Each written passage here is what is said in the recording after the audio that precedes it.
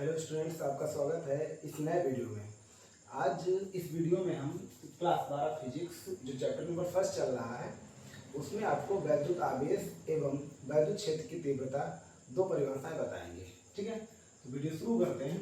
तो सबसे पहले हम परिभाषा बताते हैं वैद्युत क्षेत्र की। ठीक है, वैद्युत क्षेत्र इंग्लिश में इसे कहा जाता है इलेक्ट्रिक फील्ड। परिभाषा पहले सुन लीजिए आप लोग। वैद्युत आवेश या आवेश समुदाय के चारों ओर का वह क्षेत्र जहां पर कोई अन्य आवेश आकर्षण अथवा प्रतिकर्षण बल का अनुभव करता है वैद्युत क्षेत्र कहलाता है। ठीक है, डेफिनेशन हम लिख देते हैं। वैद्युत आवेश या आवेश समुदाय के चारों ओर का वह क्षेत्र जिसमें कोई अन्य आवेश आकर्षण, ठीक है, अथवा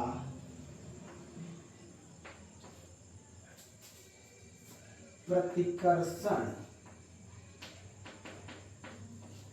बल का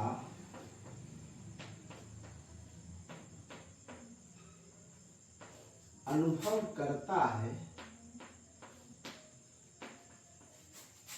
वैद्युत क्षेत्र कहलाता है।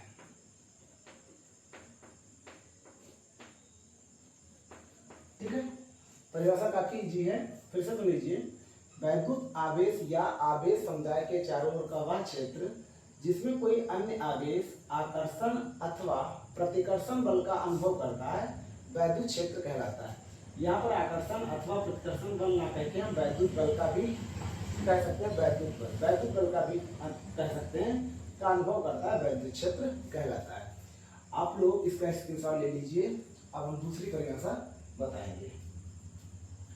इससे पहले हमारे दो वीडियो और अपलोड हैं, उसमें हमने कुछ परिभाषा बताई हैं, आप लोग देख सकते हैं। ठीक है, अब हम बात करते हैं दूसरी परिभाषा की। दूसरी परिभाषा हम बताएंगे आपको वैद्युत क्षेत्र की तीव्रता।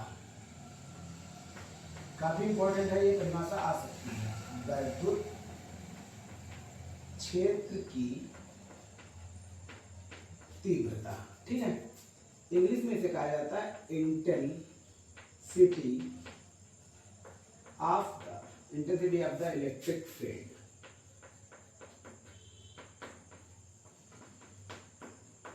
परिभाषा आपको सरल तरीके से बताएंगे, बस हमारे साथ जुड़े रहिएगा।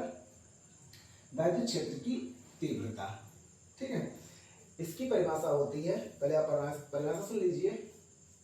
वैद्युत क्षेत्र में रखे किसी एकांक धन परीक्षण आवेश पर लगने वाले बल को वैद्युत क्षेत्र की तीव्रता कहते हैं। या दूसरी परिभाषा कह सकते हैं, वैद्युत क्षेत्र में स्थित किसी परीक्षण आवेश पर लगने वाले बल F एवं परीक्षण आवेश पर लगने वाले बल F एवं उस परीक्षण आवेश के मान की निष्पत्ति को उस बिंदु पर वैद्युत क्षेत्र की तीव्रता कहा जाता है। ये भी परिभाषा कह सकते हैं। ठीक है, तो हम परिभाषा पहले लिख देते हैं और वैद्युत क्षेत्र की तीव्रता को E से प्रदर्शित किया जाता है। ठीक है, तो परिभाषा लिखते हैं। वैद्युत क्षेत्र में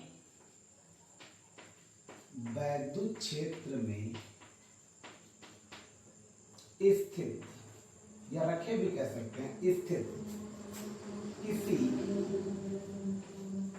एकांक धन परीक्षण आवेश पर लगने वाले बल को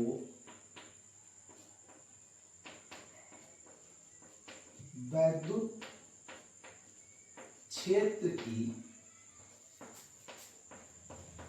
तीव्रता कहते हैं। परिभाषा काफी इजी है।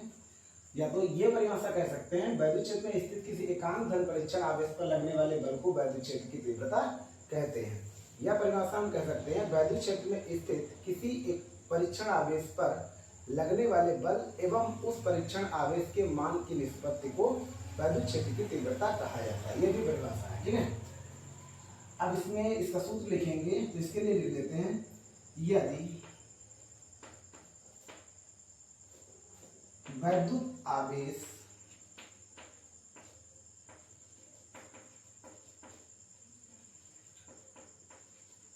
Q0 पर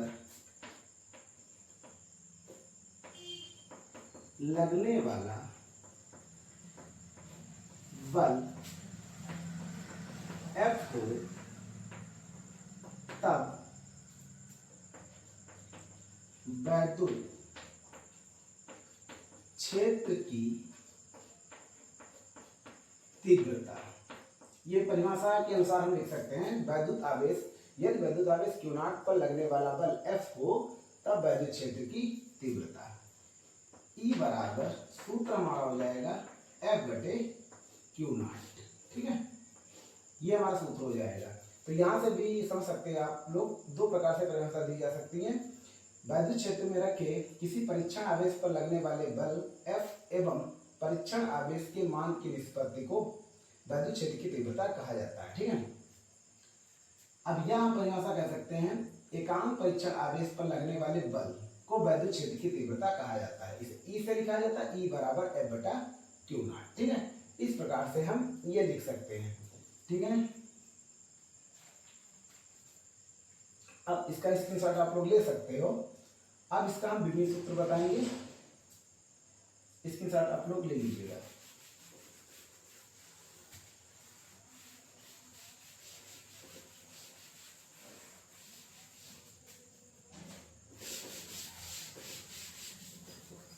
यदि स्टूडेंट आपको वीडियो अच्छा लग रहा है तो हमारे चैनल को सब्सक्राइब कर लीजिए और वीडियो को शेयर कर दीजिएगा। इस तरह के आपको वीडियो कंटिन्यू मिलते रहेंगे।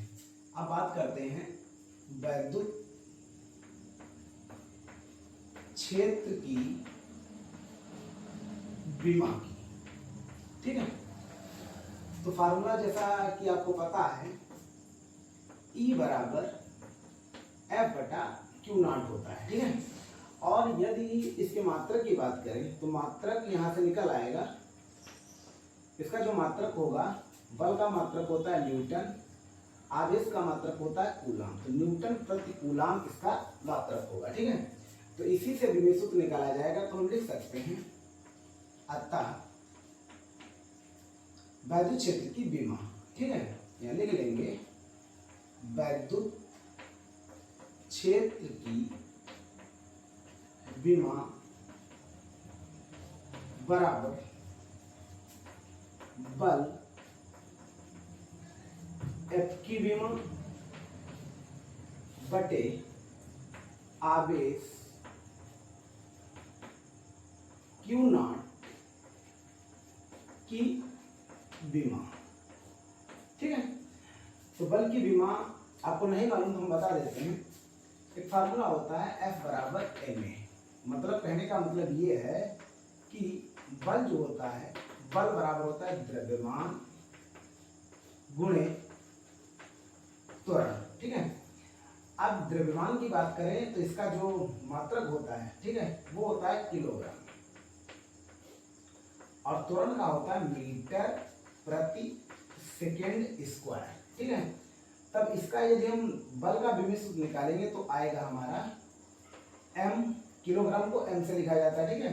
मीटर को l से लिखेंगे और सेकेंड यानी समय के मात्रक सेकेंड को हम लिखेंगे क्या कि t से लिखा जाता है। जब विभव सूत्र लिखेंगे कैपिटल T, तो यहाँ पे ऊपर जाएगा तो सेकेंड घात -2 हो जाएगा, तो t की घात -2 ये होती है यानी बल का विभव सूत्र ये होता है। तो हमने लिख दिया mLT घात -2, ठीक है।